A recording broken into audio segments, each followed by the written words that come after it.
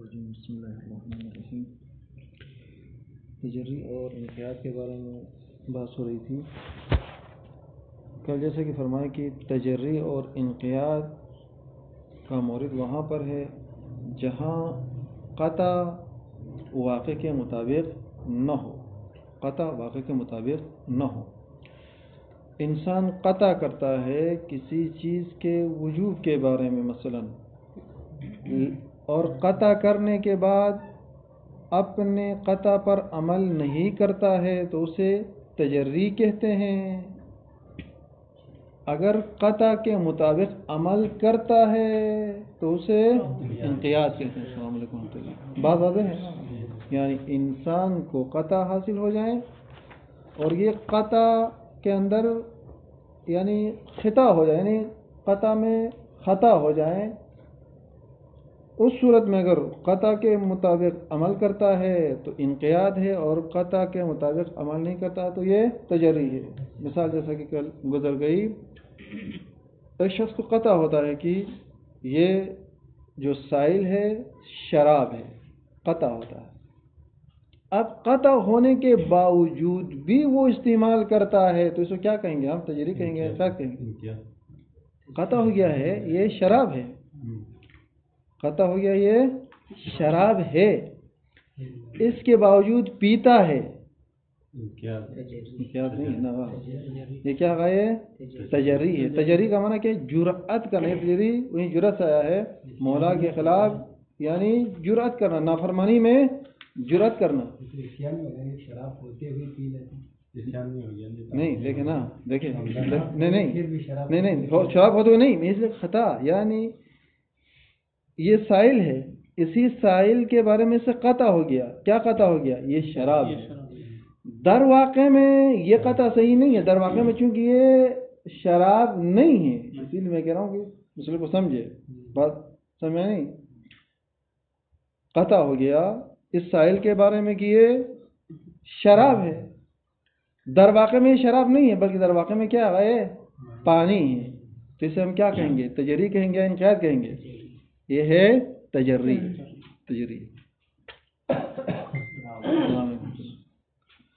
اب دوسری انقیاد کی طرف آ جائیں۔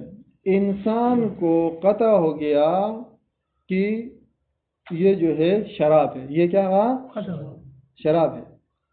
اب اس نے ترک کر دیا، اس نے کیا کیا؟ ترک کر دیا، اور در واقع میں کیا ہے؟ واقعاً وہ جو ہے شراب نہیں ہے، شراب نہیں ہے۔ تو یہاں پر اس کو کیا کہیں گے؟ انقیاد کہیں گے۔ یا دوسری مثال لے لیں، غیبت امام میں نماز جمعہ کے بارے میں سے قطع ہو گیا، نماز جمعہ کو اس نے بجا لایا، در واقع میں نماز جمعہ واجب نہیں ہے، تو اس کو ہم کیا کہیں گے؟ انقیاد کہیں گے۔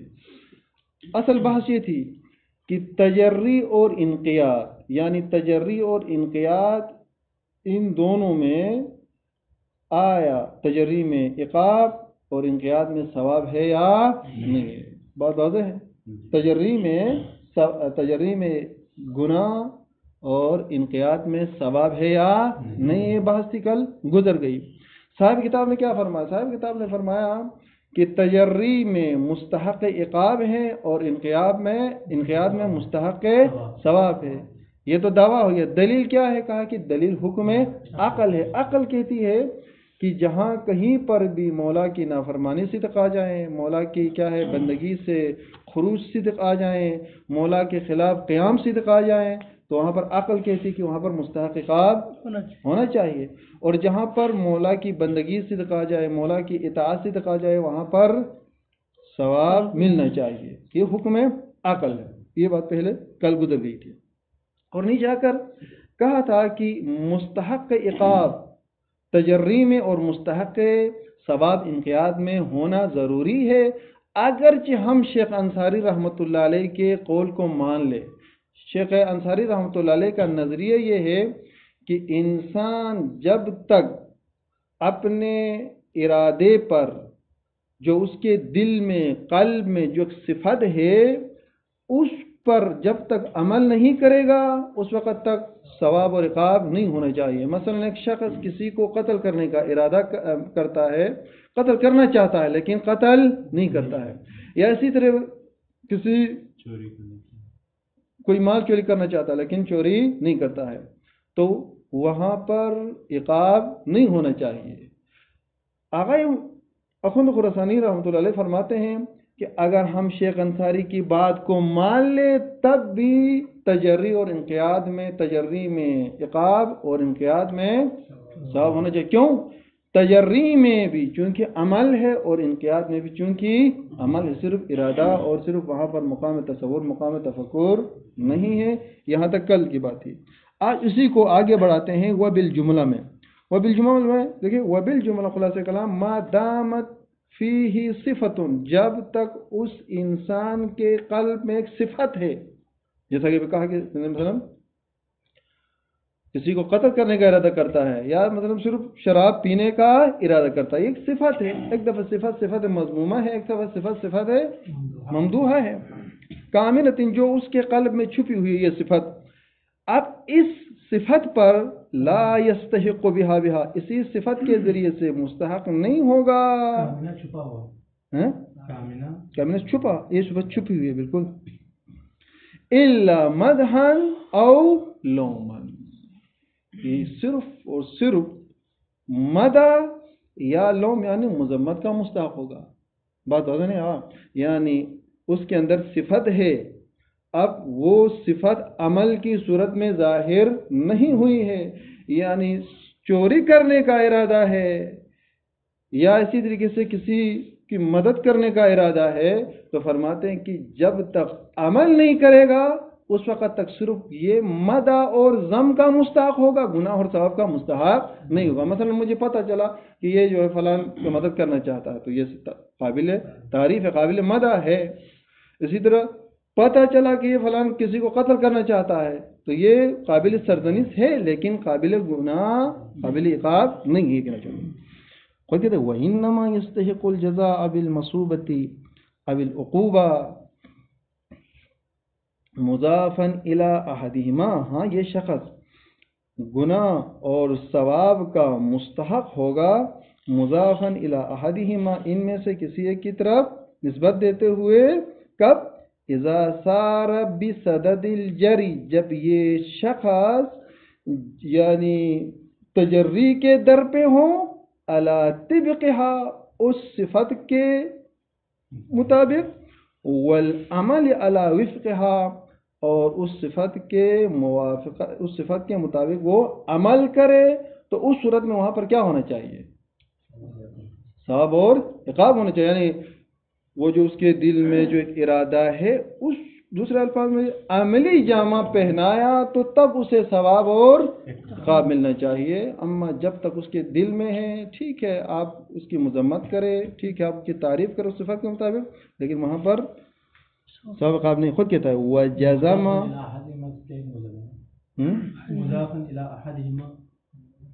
کہاں پر مصوبہ والعقوبہ مضافاً الی احدہما. ہاں یعنی اس سے گناہ اور ثواب کی نسبت دیتے ہوئے الی احدہما، ان میں سے کسی ایک کی طرف. کس کی طرف؟ عقوبت نہیں، عقوبت کی طرف نہیں، یہ مدح اور ذم دونوں کی طرف، ان میں سے کسی ایک کی طرف. فرماتے کہ وجزم وعزم، اب اسے یقین ہو گیا اور اس کے بعد اس نے کیا کیا؟ ارادہ کیا. کس چیز کا ارادہ کیا؟ یہ کام میں کروں گا، یہ کام میں کروں گا. اس صورت میں اسے کیا؟ اسے عقاب اور ثواب ملنا چاہیے. وَذَلِكَ لِعَدَمِ صِحَّةِ مُؤَاخَذَتِهِ بِمُجَرَّدِ السُّوءِ سَرِتِ. ذَلِكَ سے مراد یعنی جب تک عمل نہیں کرے گا اس وقت تک یہ مستحق عقاب اور مستحق ثواب نہیں ہوگا. ذَلِكَ مشار نہیں، وہی یعنی ثواب اور مستحق ثواب اور مستحق عقاب نہیں ہوگا جب تک یہ صفت اس کے قلب میں ہے. یہ کیوں مستحق ثواب عقاب نہیں ہوگا؟ لِعَدَمِ صِحَّةِ مُؤَاخَذَتِهِ، کیونکہ اس سے مواخذہ کرنا، اس انسان سے، اس مکلف سے مواخذہ کرنا صحیح نہیں ہے بمجرد سوء سریرتہ، صرف اور صرف اس کے باطن کے برائی کی وجہ سے، من دون ذالک، اس عمل کے بغیر. بات واضح ہو گئی نا؟ یعنی اس کے دل میں قتل کا ارادہ ہے، سوء سریرہ ہے، صرف اسی وجہ سے اس کو گناہ دینا یہ صحیح نہیں ہے. وہ ذالکہ کے جو ضمیر ہے من دون عمل فقط اپنے اندر کے حد تک محدود ہو، خارج میں اس نے عمل کیا نہ ہو، تو وہاں پر جو ہے ثواب و عقاب کا مستحق نہیں ہو. ہاں، دون ذالک سے مراد بدون العمل.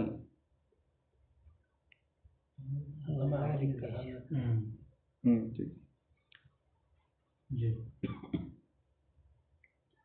اسی طریقے سے وحسنها معه مع من دون ذالک، یہاں پر بھی اسی طریقے سے مواخذہ کرنا اور اسی طریقے سے ثواب و عقاب صحیح نہیں ہے حسن سریرہ کی وجہ سے، معه من دون عمل.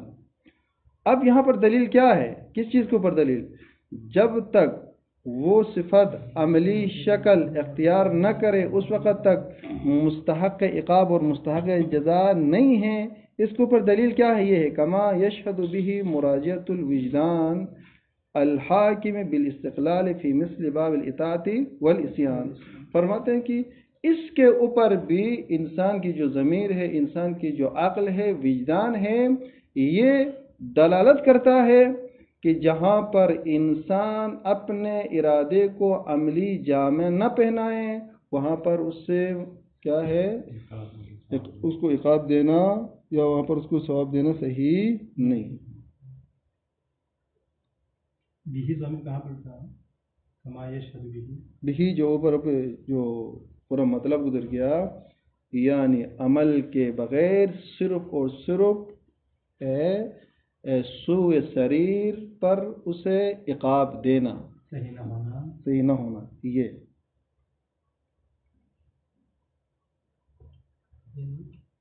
انسان کی جو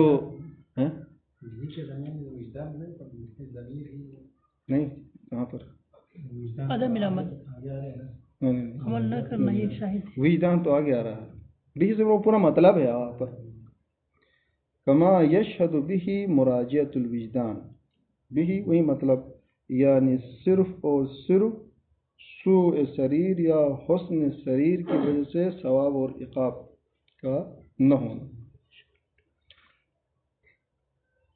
وجدان حاکم ہے مستقلاً فی مثل باب الاطاعت والعصیان. اطاعت اور عصیان میں بھی ایسا ہوتا ہے. اطاعت اور عصیان میں جب تک عملی میدان میں اطاعت نہ ہو، عملی میدان میں عصیان نہ ہو، وہاں پر عقاب اور ثواب نہیں ہے. وما، اور اسی طریقے سے وہ چیزیں یستتبعانی، جو اطاعت اور عصیان کے پیچھے جو چیزیں آتی ہے، من استحقاق نیرانی اول جنان، جنت اور جہنم. جنت اور جہنم بھی کہاں ہیں؟ جہاں پر عمل ہو، جہاں پر اطاعت اور عصیان ہو، وہاں اس کے پیچھے کیا ہے؟ جنت اور جہنم ہے. اما ایک شخص نے اطاعت اور اسی طریقے سے عصیان عملی میدان میں بجا نہیں لایا ہے تو وہاں پر وہ مستحق جنت اور مستحق جہنم نہیں ہے. بس خلاصہ کلام یہاں پر یہ کہنا چاہتے ہیں کہ جب تک صفت عملی شکل میں خارج نہ ہو، صرف اور صرف باطن میں جو صفت ہے اس کے اوپر ثواب اور عقاب نہیں ہے، جیسا کہ آغائے شیخ انصاری رحمۃ اللہ علیہ نے فرمایا ہے. اب یہاں پر دیکھیں کما یشہد بہ مراجعۃ الوجدان کہا تھا، یہاں پر بھی وجدان آیا ہے اور کل بھی وجدان آیا تھا. ان دونوں میں کیا فرق ہے؟ فرماتے کہ کل جو وجدان آیا تھا وہاں وجدان دلیل ہے. کس کے لیے دلیل ہے؟ مکلف مستحق عقاب ہوگا، مستحق ثواب ہوگا، تجری کرنے کی صورت میں مستحق عقاب ہوگا اور انقیاد کی صورت میں مستحق ثواب ہوگا. اس کے لیے وجدان وہاں پر دلیل تھی. آج یہاں پر جو وجدان جو دلیل لایا ہے، یہ دلیل لایا ہے کہ صرف اور صرف انسان جو ارادہ کرتا ہے یا انسان کے قلب میں ایک صفت ہے، اس کے اوپر ثواب اور عقاب نہیں ہے، اس کے لیے دلیل یہ الگ وجدان لایا ہے. بات واضح ہونے والا ہے.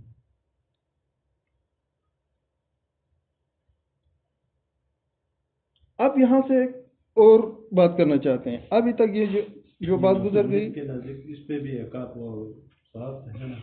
کس کے حضرت کو جو مصنف اس بات کے قائل ہے نہیں، اگر نیت کرے تب بھی اس کے اوپر ہے. یہ بات میں ہے، یہ بات ہے.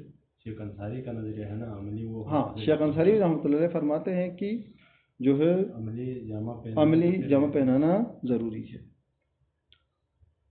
ولیکن ذالکہ، یہاں سے یہ جو بحث ہے یہ بحث فقہی اور عقلی بحث ہے. ابھی جو ہم نے ابھی تک جو پڑھا یہ جو ہے کلامی بحث تھی، یعنی کلامی یعنی مستحق عقاب ہوگا یا نہیں ہوگا، مستحق ثواب ہوگا یا نہیں ہوگا قطع کی وجہ سے. یہ بحث کلامی. اما ابھی جو بحث ہے بحث فقہی اور بحث عقلی ہے. یعنی کیا مطلب؟ فرماتے ہیں کہ اب انسان قطع کرتا ہے، اب انسان کو قطع ہوتا ہے. اب قطع کی وجہ سے آیا وہ جو اصل حکم ہے جس کے بارے میں اس نے قطع کیا ہے، اس قطع کی وجہ سے وہ جو حکم واقعی ہے اس حکم واقعی میں بھی حقیقت میں تبدیلی واقع ہوتی ہے یا نہیں ہوتی ہے. بات واضح ہے. یعنی کیا مطلب؟ خدا کے پاس ایک چیز در حقیقت میں قبیح ہے، مکلف کے قطع سے آیا جو ہے اس کے اندر بھی تبدیلی آئے گی. یعنی مکلف نے جس چیز کے بارے میں قطع کیا ہے آیا حقیقت میں بھی وہ چیز اسی میں تبدیل ہو جائے گی یا نہیں. مثلا مکلف نے قطع کیا کہ یہ کیا ہے؟ شراب ہے، یہ شراب ہے. اب مکلف نے جب قطع کیا شراب ہے تو اس کے اندر قباحت ہے یا نہیں ہے؟ ظاہراً اس کے قباحت ہے یا نہیں ہے؟ قباحت ہے نا. تو آیا اس قطع سے در واقع میں بھی قباحت ثابت ہوگی یا نہیں ہوگی؟ یا اس نے ایک چیز کے بارے میں قطع کیا کہ مثلا یہ کیا ہے اس کے اندر حسن ہے، تو اس کے قطع کی وجہ سے واقع میں ایک چیز جس کے اندر مثلا حسن نہیں ہے تو آیا اس کے اندر بھی حسن آئے گی. یا اسی طریقے سے ایک چیز کے وجوب کے بارے میں مکلف نے قطع کیا، در حقیقت میں مثلا وہ واجب نہیں ہے، تو آیا اس کے قطع سے اس کے حکم میں تبدیلی آئے گی یا نہیں آئے گی. اسی طریقے سے اس نے قطع کیا چیز کی حرمت کے بارے میں، آیا در واقع میں بھی وہ چیز حرام ہو جائے گی. بات واضح ہو گئی نہیں؟ اب یہاں پر دیکھیں ایک لحاظ سے یہ بحث حسن قبو میں داخل ہوتی ہے اور ایک لحاظ سے یہ فقہ میں داخل ہوتی ہے. اگر قطع وجوب اور حرمت وغیرہ کے بارے میں ہوں، مثلا مباح وغیرہ کے بارے میں، تو یہ بحث کہاں پر داخل ہو جائے گی؟ سبحان اللہ، فقہ میں داخل ہو جائے گی. اما ایک چیز کے بارے میں قطع ہے حسن و قبو وغیرہ کے بارے میں، تو یہ بحث کہاں پر داخل ہو جائے گی؟ عقلی میں داخل ہو جائے گی. تو صاحب کتاب فرماتے ہیں کہ مکلف نے جو قطع کیا ہے، جس قطع میں خطا ہو گیا ہے، اس قطع کی وجہ سے حقیقت میں کوئی تبدیلی واقع نہیں ہوگی. حقیقت میں کوئی تبدیلی واقع نہیں ہوگی.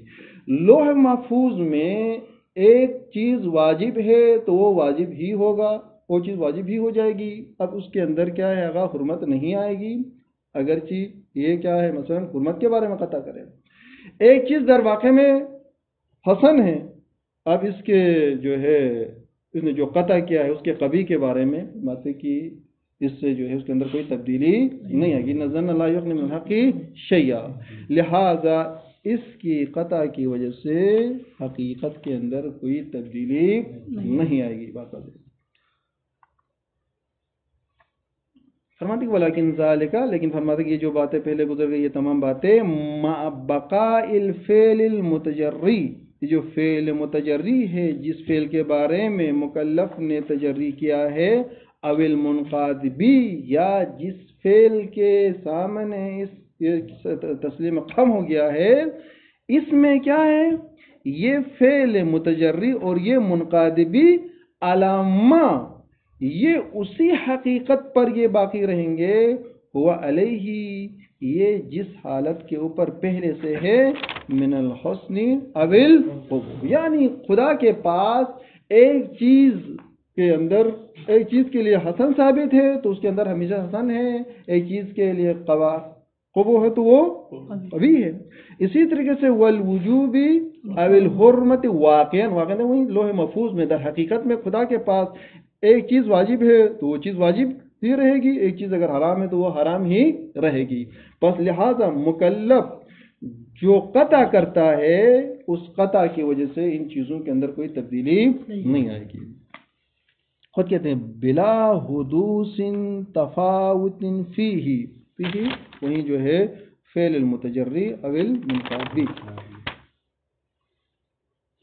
اس فعل کے اندر کوئی تبدیلی رونما نہیں ہوگی، دیکھیں بسبب تعلق القطع، قطع کے تعلق کے سبب سے کوئی تبدیلی واقع نہیں ہوگی، بغیر ما ہوا علیہ من الحکم والصفہ، وہ جو فعل متجری ہے یا یہ جو فعل منقاد بھی ہے اس کے لیے جو حکم اور اس کے لیے جو صفت ہے اس کے اندر کوئی تغیر و تبدیلی واقع نہیں ہوگی، وہ اسی طریقے سے رہے گی۔ مثال بعد میں آئے گی۔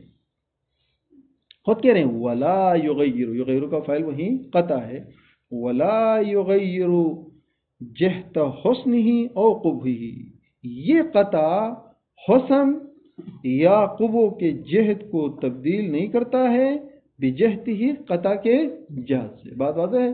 اب اس کے نزدیک یہ چیز مثلا اس کے نزدیک نماز جمعہ واجب ہے، لیکن در واقع میں مثلا نماز ظہر واجب ہے، تو اس کے قطع کی وجہ سے نماز جمعہ واجب نہیں ہوگی۔ اس کے پاس ایک چیز ظاہراً قبیح ہے لیکن در واقع میں وہ مثلا اس کے اندر حسن ہے تو وہ چیز حسن ہی رہے گی، اصلاً کوئی تغیر و تبدیل واقع نہیں ہوگی۔ فرماتے کی ضرورت ہے، یہ بات بدیہی ہے کہ ان القطع بالحسن او القبح، یہاں پر یہ کہنا چاہتے ہیں کہ یہ شخص جس کو قطع ہو گیا ہے ایک چیز کے بارے میں، مثلا اسے قطع ہو گیا ہے کہ یہ شراب ہے، یہ کیا ہے؟ شراب ہے، تو جسے قطع ہو گیا ہے یہ اس چیز کو شراب سمجھتا ہے تو یہ شراب سمجھ کر مثلا پیتا ہے، یا چونکہ یہ جو شراب ہے یہ مقطوع الخمر سمجھ کر پیتا ہے۔ دیکھیں یہاں پر دو چیزیں ہیں، مقطوع یعنی یہ مقطوع خمر ہے، یعنی یہ وہ شراب ہے جس کی صفت یہ ہے کہ اس کے بارے میں قطع ہو گیا ہے، اس کے بارے میں قطع ہو گیا ہے۔ اس عنوان کو مد نظر رکھتے ہوئے مثلا یہ پیتا ہے، یعنی اس سے قطع تعلق بس یہ شراب ہے کہہ کر پیتا ہے، یہ شراب ہے کہہ کر پیتا ہے، توجہ کرے یہ شراب ہے، قطع ہوگا تبھی تو یہ پتہ چلے گا یہ شراب ہے۔ ہاں دیکھیں یہ اس بنا پر کیا ہو گیا، یعنی مقطوع یہ قطع ہونا ایک آلی ہے، ایک وسیلہ ہے، ایک ذریعہ ہے یا نہیں ہے؟ ایک وسیلہ ہے، ایک ذریعہ ہے۔ کس چیز کے لیے وسیلہ اور ذریعہ ہے؟ اس کے شراب، اس کے خمریت کو ثابت کرنے کے لیے۔ بات واضح ہے نہیں؟ اس کے یعنی خمریت کو ثابت کرنے کے لیے قطع تو وسیلہ ہے بغیر کسی شک و شبہ کے، یعنی ایک آلہ ہے، ٹھیک؟ لیکن جب پیتا ہے تو یہ اس نقطے کی طرف متوجہ نہیں ہوتا کہ مجھے قطع ہو گیا ہے لہذا اس لیے میں پیتا ہوں، نا، بس ڈائریکٹ دیکھتا ہے تو اس کے نزدیک یہ شراب ہے لہذا یہ پیتا ہے۔ فرماتے ہیں کہ جب یہ شراب پیتا ہے تو مستقلاً ہی اس کو شراب سمجھ کر پیتا ہے، اب یہاں پر اس صفت کو مد نظر نہیں رکھتا ہے کہ چونکہ یہ مقطوع الخمر ہے لہذا اس لیے میں پیتا ہوں، ٹھیک؟ بس اس لیے اس بنا پر فرماتے ہیں، اب اس بنا پر یہ جو عنوان قطع، عنوان مقطوع ہے، یہ عنوان مقطوع ایک آلی ہے، ایک مرآت ہے، ایک وسیلہ ہے، ایک ذریعہ ہے، کس کے لیے؟ اس شراب کو ثابت کرنے کے لیے۔ لہذا یہ شخص اس عالیہ کی طرف، اس مرآت کی طرف متوجہ ہی نہیں ہوتا، وہ اس سے غافل ہے۔ جب یہ اس قطع اور اس مقطوع الخمریہ کی طرف متوجہ ہی نہیں ہوتا ہے، جب اس سے غافل ہوتا ہے، تو پھر انسان کا یہ قطع کس طریقے سے اس حقیقت کو تبدیل کرے گی؟ بات واضح ہو گئی نہیں؟ یا دوسری یہ بات واضح نہیں ہو گئی تو دوسری جو مثال ہے یہاں پر مثال دی ہے، اب اس کو سمجھے۔ مثلا ایک شخص مولا کے بیٹے کو کیا کرتا ہے؟ قتل کرتا ہے، مولا کے بیٹے کو قتل کرتا ہے، اور قطع اس لیے کرتا ہے کہ اسے مطلب اس سے قطع ہوتا ہے کہ یہ جس کو اس نے قتل کیا ہے وہ مولا کا دشمن ہے، وہ مولا کا کیا ہے؟ دشمن ہے۔ بات واضح ہو گئی؟ اس نے قطع کیا کہ یہ جس کو اس نے قتل کیا ہے وہ مولا کا دشمن ہے، جبکہ در حقیقت میں یہ مولا کا کیا تھا؟ بیٹا تھا۔ آیا اس کے اس قطع سے اس کے اندر جو قباحت ہے یہ قباحت ختم ہوگی؟ قباحت ختم نہیں۔ کیوں نہیں ہوگی؟ اس لیے نہیں ہوگی کہ اس کا جو قطع ہے، اس قطع کے اندر یہ صلاحیت موجود نہیں ہے کہ اس قتل میں جو ایک قباحت ہے اس قباحت کو دور کرنے کے لیے۔ بات ہوتا ہے نہیں؟ کیونکہ وہ قباحت ہی رہے گی، ہمیشہ کے لیے رہے گی۔ یا اسی طریقے سے یہ مولا کے دشمن کو کیا کرتا ہے؟ قتل کرتا ہے۔ مولا کے دشمن کو قتل کرنا محبوب ہے مولا کو یا مبغوض ہے؟ محبوب ہے۔ اب مولا کے دشمن کو اس نے قتل کیا ہے، یہ سمجھ کر قتل کیا ہے مثلا کہ یہ مثلا کیا ہے؟ مولا کا بیٹا ہے، مولا کا بیٹا ہے۔ اسے قطع ہو گیا یہ مولا کا بیٹا ہے، جبکہ یہ حقیقت میں کیا تھا؟ مولا کا دشمن۔ فرماتے ہیں کہ لہذا اس کو جو قطع ہو گیا ہے، اس قطع کے اندر یہ صلاحیت موجود نہیں ہے کہ حسن و قب و وجوب و حرمت کے اندر تبدیلی لائے۔ ولا یغیر، غیر کا فائل وہیں قطع ہے، ولا یغیر، یہ قطع تبدیل نہیں کرتا ہے جہت حسن ہی، اس فعل کے حسن کی جہت میں کو، اور قب ہی، یا اس فعل کے قبو کی جہت کو، بجہت ہی اصلاً اس قطع کے جہت سے۔ اب قطع ہونے سے کسی چیز کی حقیقت تبدیل نہیں ہوتی ہے۔ ضرورت یہ بات بتائیے کہ ان القطع بالحسن او القب، یعنی حسن اور قبو کے بارے میں جو قطع ہے یہ لا یکون من الوجوہ والاعتبارات، یہ وجوہ اور اعتبارات میں سے نہیں ہے، التی وہ وجوہ اور اعتبارات بہا، انہی وجوہ اور اعتبارات کے ذریعے سے یکون الحسن والقبو عقلاً، یعنی حسن و قبو عقلی ہوتا ہے۔ آپ نے علم اصول میں پڑھا ہے کہ بعض اوقات یعنی حسن قبیح ہوتا ہے، قبیح حسن ہوتا نہیں ہوتا ہے۔ فرماتے کہ یہ ان میں سے، یہ حسن و قبو عقلی میں سے نہیں ہے۔ مثلا آپ کے اصول میں پڑھا ہے اگر مولا کا احترام، یعنی مثلا یا امام کا احترام کسی دشمن کے محفل میں یا کسی حاکم کے محفل میں اس کا احترام کرنا اگر اس کے لیے خطرہ ہے تو وہاں احترام کیا ہوگا؟ قبیح ہو جائے گا۔ اب دیکھو تبدیل ہوگی ہے نہیں۔ اب یہی احترام اگر آپ کہیں اور کرتے تو اس کے اندر کیا ہے؟ حسن ہے، بات واضح ہے۔ اسی طریقے سے اگر کہیں پر سچ بولنے سے کوئی قتل ہوتا ہے تو وہاں پر جھوٹ بولنا کیا ہے؟ حسن ہے، بات واضح ہے۔ کوئی آ کر مثلا یہاں پر چھپ گیا ہے، کوئی اس کے پیچھے کر رہا ہے، اگر آپ بتائیں گے تو وہ قتل ہو جائے گا۔ فرماتے ہیں لہذا یہ جو یعنی حسن و قبو کے بارے میں یہ قطع ہونا، فرماتے ہیں کہ یہ ان وجوہ اور ان اعتبارات میں سے نہیں ہے جہاں پر حسن و قبو عقلی ہوتا ہے، جہاں پر یعنی مصلحت کے مطابق اس کے اندر تبدیلی واقع ہوتی ہے۔ یہ ان حسن و قبو میں سے نہیں ہے۔ یہ حسن و قبو جس کے بارے میں قطع ہوتا ہے یہ ان میں سے ہے کہ جن کی حالت ہمیشہ باقی رہتی ہے، یعنی حکم واقع سے یہاں پر بحث کی جاتی ہے۔ اس کے اندر حسن و قبو ذاتی ہوگا نا؟ سبحان اللہ، دوسرے الفاظ میں اس کے اندر حسن و قبو ذاتی ہے۔ اسی طریقے سے ولا ملاکن، اس سے قطع کے لیے کوئی ملاک بھی نہیں ہے، للمحبوبیت والمبغوضیت شرن اس کی محبوبیت اور مبغوضیت کے لیے وہاں پر کوئی ملاک بھی نہیں ہے۔ فرماتے کہ ضرورت، یہ بات بدیہی ہے کہ عدم تغیر الفعلی، فعل تبدیل نہیں ہوتا ہے، اما اس حالت سے ہوا علیہ، جس حالت میں یہ فعل ہے، یعنی من المبغوضیت والمحبوبیت للمولا، مولا کے پاس جو محبوب اور مبغوضیت ہے اسی حالت میں وہ فعل رہے گا۔ بات ہے نہیں، یعنی مولا کے پاس ایک فعل محبوب ہے تو وہ محبوب ہی رہے گا، مولا کے پاس ایک فعل مبغوض ہے تو وہ مبغوض ہی رہے گا، اس فعل کے اندر کوئی تبدیلی واقع نہیں ہوگی۔ کس کی وجہ سے یہ اس کے اندر تبدیلی نہیں آئے گی؟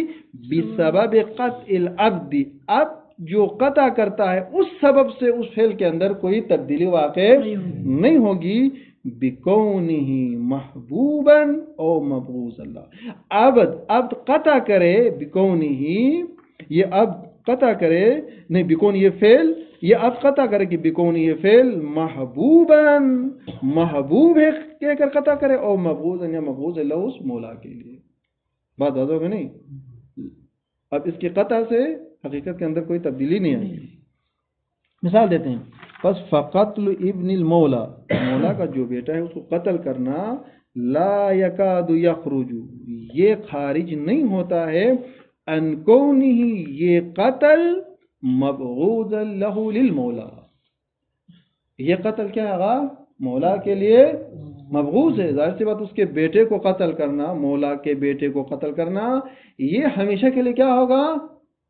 مبغوض ہی ہوگا۔ دیکھیں، ولو اعتقد الاب، اگرچہ یہ اب اعتقاد رکھے کہ بأنہ عدوہ، یہ جس کو اس نے قتل کیا ہے یہ اس کا دشمن ہے، تب بھی یہ کیا ہوگا؟ مبغوض ہی رہے گا۔ وکذا، اسی طریقے سے قتل عدوہ، اسی طریقے سے عدو مولا، مولا کے عدو کو قتل کرنا محبوب ہے یا مبغوض ہے؟ محبوب ہے، محبوب ہے نا، محبوب ہے۔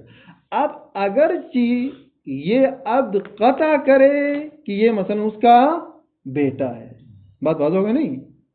یہ اس کا عبد قطع کرتا کہ یہ اس کا بیٹا ہے، لہذا دفع کرو میں اس کو قتل کرتا ہوں، اس نیت سے قتل کرتا ہے، ٹھیک۔ لیکن فرماتے ہیں کہ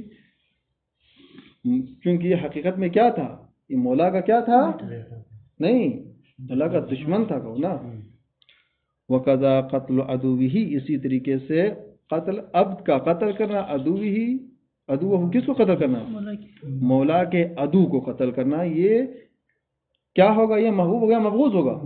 محبوب ہوگا۔ دیکھیں، مع القطع بأنه ابنه، اگرچہ قطع کرے یہ اب کہ یہ مولا کا بیٹا ہے، مولا کا بیٹا ہے، اب نے قطع کیا کہ یہ اس کا بیٹا ہے، در حالان کہ یہ در واقع میں کیا ہے؟